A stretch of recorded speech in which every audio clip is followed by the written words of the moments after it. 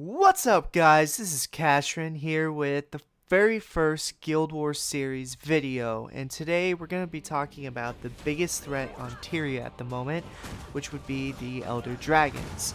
So, the way I had this planned is that I am going to talk about each dragon in the order in which they have awakened, and that starts us off with Prai Mortis, who is probably my favorite dragon, and it's because he's the fire influenced dragon, and he actually dates back to the first game. That's actually when he awoke, was by the end of the first game. Prai Mortis awakes, and he's really, in my opinion, he's the only thing that really ties the two games together, the most important thing that we see. There's a few other things, but he's the primary thing that, he's the bridge between Guild Wars 1 to Guild Wars 2 at the moment. Now, he awakened in 1120 after Exodus, or AE, and this is a whole nother video I'll get into about the years and basically what they all mean, but basically just know AE. And he is represented by the orange/red orb. I'm just going to call it the red orb. And at the moment, he's in the depths of Tyria. That's where he resides, which is why he's nowhere on the surface yet. You see a few destroyers here and there, but you don't really see him there. And his minions are known as the destroyers. So, what exactly is going on with Prai Mortis right now? Why have we not seen him? Well, this is just from someone a veteran from the first game. My theory is that the reason why Prai Mortis is awake but not an active member in Guild Wars 2 right now is because he has to deal with the dwarves. Yes, there are dwarves in Guild Wars 2. In Guild Wars, the dwarves were the ones who fought off the destroyers. Now, the problem was that the minions of the Elder Dragons have kind of like this hive mind mentality. If you ever played Dragon Age, it's kind of like this dark spawn where the great dark spawn, or the dragon, would bark out orders to the darkspawn and they would enact that order. And that's the same thing with the dragon's minions in Guild Wars 2. So Prai Mortis says, I want to get to the surface of Tyria, and the destroyers say, we're going to make that happen for you, and they just destroy. So what ended up happening was that the dwarves decided, well, you know what, we're not going to let that happen. They helped the Asuran race get out of the underneath Tyria, if you will. They helped get the Asurans out underneath Tyria and on the surface. And we'll get into the Asuras in a whole nother video and their culture, that sort of thing.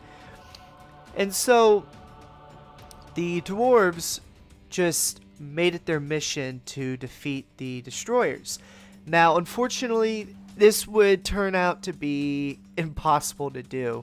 The destroyers actually ended up being much more of a threat than they had realized, and that was when they enacted, the dwarves, they enacted something called the Right of the Great Dwarf. Now, the Right of the Great Dwarf is this idea that the only way to destroy this hive mind mentality that the destroyers have would be to have that themselves. And so it turned them into stone. The dwarves turned into stone, and in their own way they gained their own hive mind mentality where they were all connected, and that allowed them to push back the destroyers. Now, they are not going to be able to defeat the destroyers. That is for sure the number one thing that you need to understand. In my opinion, the destroyers will overcome the dwarves. Either the dwarves will be destroyed, or they're going to have to go up to the surface themselves and get help from the surface dwelling Tyrians, which right now we're in shambles. So it's going to be really interesting when we get to Prai Mortis.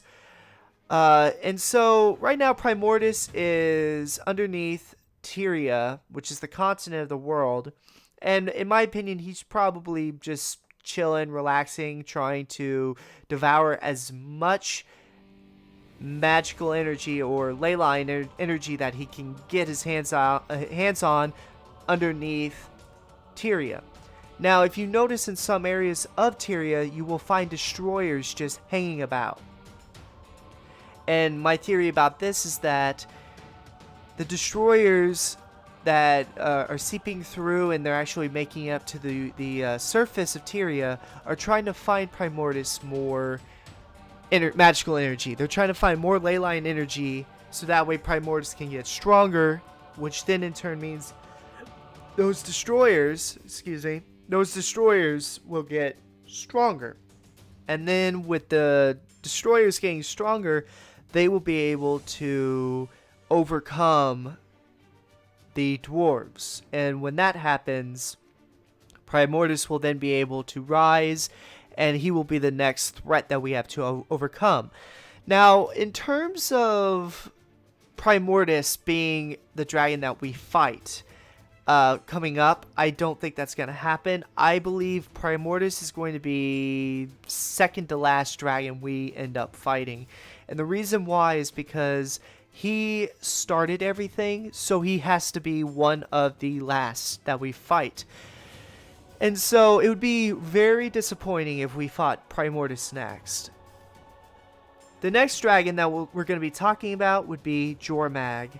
Now, Jyr Mag is different than Prai Mortis in the way that I feel he is quite possibly going to be one of the next dragons, one of two of the next dragons we end up fighting. Jyr Mag is ice influenced, so in a way he's almost the opposite of Prai Mortis.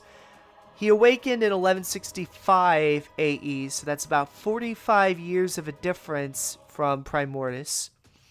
He is represented by that white orb, and his area, where he is right now, where he dwells, would be the far Shiver Peaks. And with his minions, they are known as the Ice Brood. Now, what exactly makes Prai Mortis so different, or I'm sorry, not Prai Mortis, boop. What makes Jyr Mag so different from the other dragons is that, in my opinion, he's done way more damage than any of the other dragons at this point. He pushed back the Norn.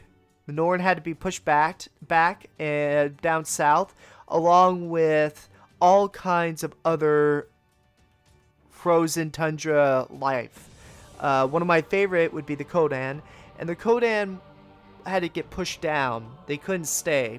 If they did, it would have meant the destruction of their culture, which, to be honest, the Kodan, which I could do a whole video on them, they are weird in the fact that with their culture, they actually believe that if it's their time to go as a race, then it is in fact their time to go. So a lot of the Kodan actually stayed in the far Shiver Peaks and either got corrupted by Jyr Mag or ended up just dying, whereas some of them actually went down south. What makes Jyr Mag interesting is that out of all the dragons, he's probably the second dragon that has a huge history with members of Tyria. And mainly with the Norn. The Norn have a huge grudge against Jyr Mag. However, Jyr Mag has a huge grudge against them as well. They actually ended up taking out one of his teeth. And there is actually this almost prophecy that once Jyr Mag's tooth that the Norn hold cracks and shatters, that is the sign that the Norn are strong enough to go up to the far Shiver Peaks and reclaim their land. Now, why is this interesting to me, at least, or to those of us who play Guild Wars 2? If the Norn make their way up north into the far Shiver Peaks, that entire area on the map can then be used. We could get that as playable content. So that would be a very interesting way of doing it. If we had the ability to go to the far Shiver Peaks, that would just open up all kinds of great content for us. Now, what is Jyr Mag doing? Well, essentially, he's doing exactly what Prai Mortis is doing, just in a different area. Really, how it works with the dragons is that they are all trying to gain enough magical energy, because that's what they eat. They eat magical items and anything with a magical essence to it, and that makes them stronger. Now, Jyr Mag is trying to sap the magical energy in the far Shiver Peaks, while Prai Mortis is underground somewhere, which I have my theories of where he is, sapping energy there. And then you've got all the other dragons doing the same thing. So in a way, there's a competition between all these dragons and who gets the energy, who doesn't.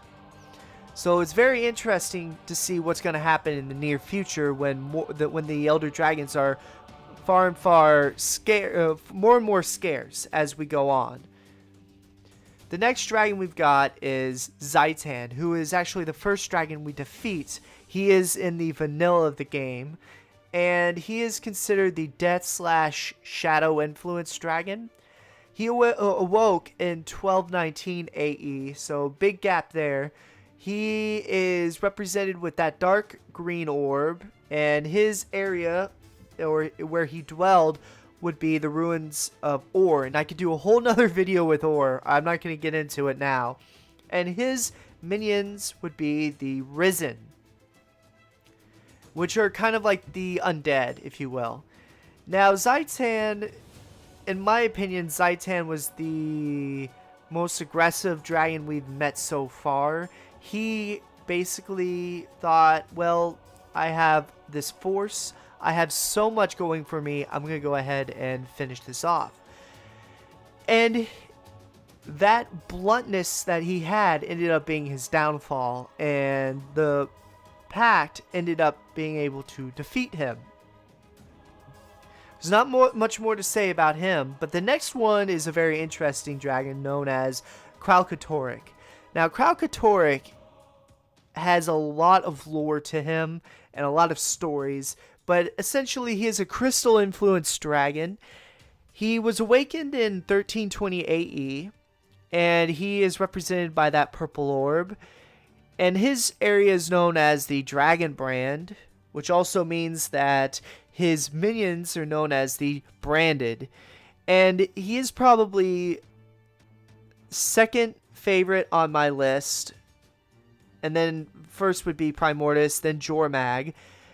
Then probably the next dragon we'll be talking about, Mordremoth. And then there's not much more about DSD, which we're going to get into. But he's probably the next one there. But Zaitan's definitely my least favorite at this point. And Krakatoa, the reason why I like him so much and why I'm really excited to get to him is because there's so much that has been set up in the game so far, and a lot of spoilery things that I'm not going to get into now. But essentially, Jyr Mag, or my bad, essentially Krakatoa, the reason why he is so different than all the other dragons is because he actually has history, really, really bad history with one of the special groups known as Destiny's Edge.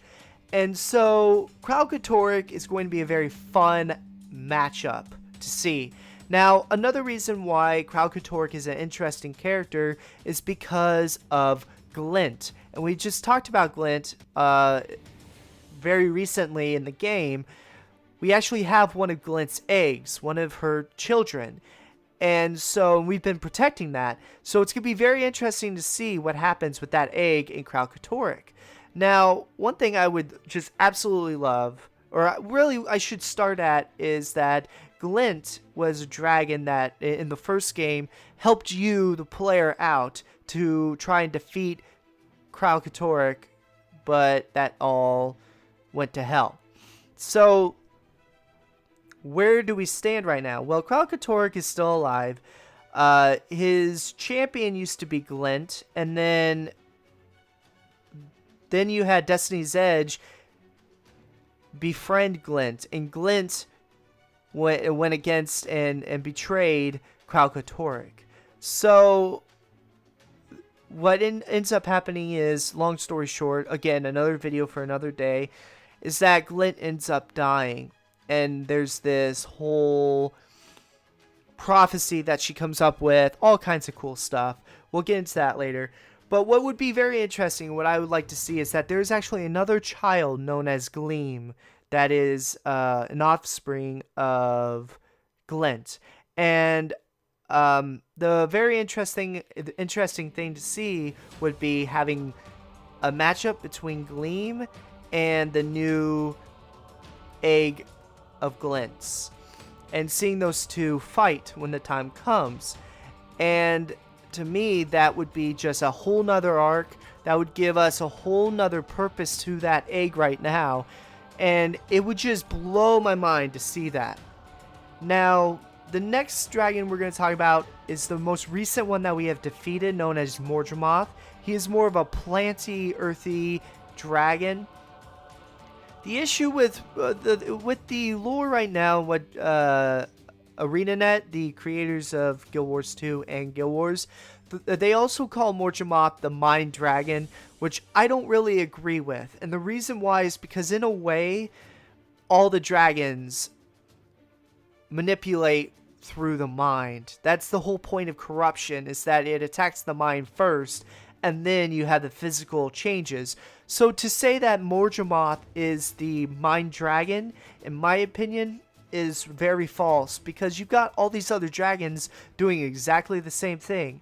And just because Mordremoth was able to, spoiler alert, was able to change the minds of the Sylvari does not necessarily make him the Mind Dragon, because all the other dragons do it. So I don't really see how he is especially a Mind Dragon. I only see him as the Plant Dragon. He awoke in 1327 AE, and this is within the game's reaches right here. The lime green orb is his color that's been represented as Mordremoth. His dwelling was the Magus Falls area, and his minions are known as the Mordrem. The final dragon, and this is the most unknown dragon, and there's a lot of speculation in the wiki, and I'm going to be very blunt about exactly what's known and what's unknown. What's known is that the name of the dragon so far is the Deep Sea Dragon, or as I like to call it, DSD. And the community has nicknamed this dragon Steve. I am not going to call it Steve. I'm going to call it DSD. It's unknown what his or her influence is. However, what we do know by the name is that it's going to be a water-influenced dragon. It's not official what it is, which is why I'm saying it's unknown. Now, it's unknown when DSD awoke. We don't know.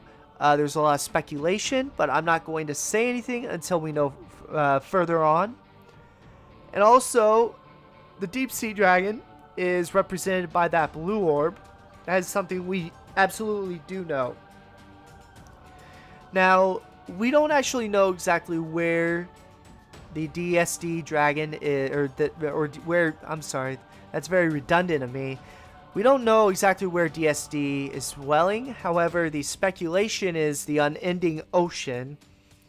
And it's very unknown as to what the minions of DSD are going to be. We don't know what they are, so I'm not going to pretend like I know. So, those are the 6 Elder Dragons that we know of, and we've already killed 2 of them. We killed Zaitan and we killed Mordremoth, so we still have 4 more to go. Now, what would be my order, my preferred order of killing off the dragons? I would say I would prefer the order to be Krakatoa as the next dragon we kill, then Jyr Mag, then I would say probably Prai Mortis, and then DSD. Now, what I would propose would be a 7th dragon, and before you freak out, let me explain myself. Before you click off and dislike this video, let me explain what I mean by a 7th dragon. What I would like to see is that we have ourselves this egg, And I would like them to turn this egg into the Tyrian savior, where as we know, Mordremoth died, and that energy, that magical energy, went into two different places.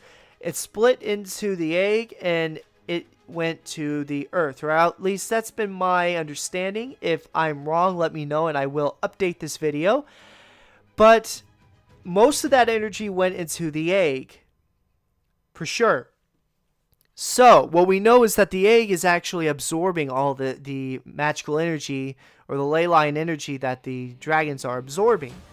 Now, what I would like to see is for that egg to hatch sooner because of this energy, and become stronger and grow faster. And then, when the time comes, we have the next expansion, basically Living World Story 3 being the egg hatching and growing up, and then when the next expansion comes out, we have Krakatoa. Now, when Krakatoa comes around, I would like the egg to be at the point where it can fight its sibling, Gleam. And when that happens, once it kills Gleam, it takes the energy from Gleam, or whatever a regular dragon would have, to bolster itself to fight off Krakatoa, along with us, the players. With Krakatoa dead, you would then have the energy or the power of Krakatoa into the dragon. And then from there, we go on to Jyr Mag. Same thing happens. The dragon kills off Jyr Mag, absorbs his energy. Now, with that said, we have 2 more dragons left. By this point, the DSD dragon would show itself, and so would Prai Mortis at the same time. Now, what I would like to see would be the DSD dragon and, my bad, the DSD and Prai Mortis fight each other. Because they want power, and they're not necessarily on the same side. So I would like to see these dragons fight each other and afford power. And then at that point, whoever wins that fight would fight our dragon. And then, by that point, when all the dragons are dead but our dragon, I would like to see the power of all those elder dragons turn and corrupt our dragon into the ultimate catastrophe. Basically, I want the ultimate elder dragon. All of the elements into one, if you will, the avatar of the elder dragons. Why would I want this? Because it would be the biggest threat we have ever seen. And what would happen is this dragon would end up controlling all of the minions, the destroyers, the ice brood, the risen, the branded, the Mordremoth, and DSD's minions. And this dragon would know our weaknesses and hit us where it hurt, to the point where we would have to go off continent to get help from Cantha or Ilona. And then from there, with that in place, we would have a bigger force to defeat this final dragon. And then from there, that would be the end of our Elder Dragon story. To me, if they did this right, if everything was meticulously planned out well, I believe that that would just be a wonderful finale for the Elder Dragons arc. And then from there, I would move on to a Campton arc or an Ilona arc. And to me, I think that would just be amazing. For a Campton arc, I would love to see all kinds of awesome stuff. I have a few theories for Ilona as well, and I will definitely add that at a certain point. But as of right now, that's it for the Elder Dragons. If you'd like to hear more about the Elder Dragons, I would love to do individual videos of each one, because there's so much I could talk about each of these dragons, and I'm excited to see more. If you like this video, please punch the crap out of that like button, show your Guild Wars pride, and guys, please comment, let me know if you like this video, if you'd like to see more, and always remember, caress that sexy subscribe button, guys. Until next time, stay excellent to each other.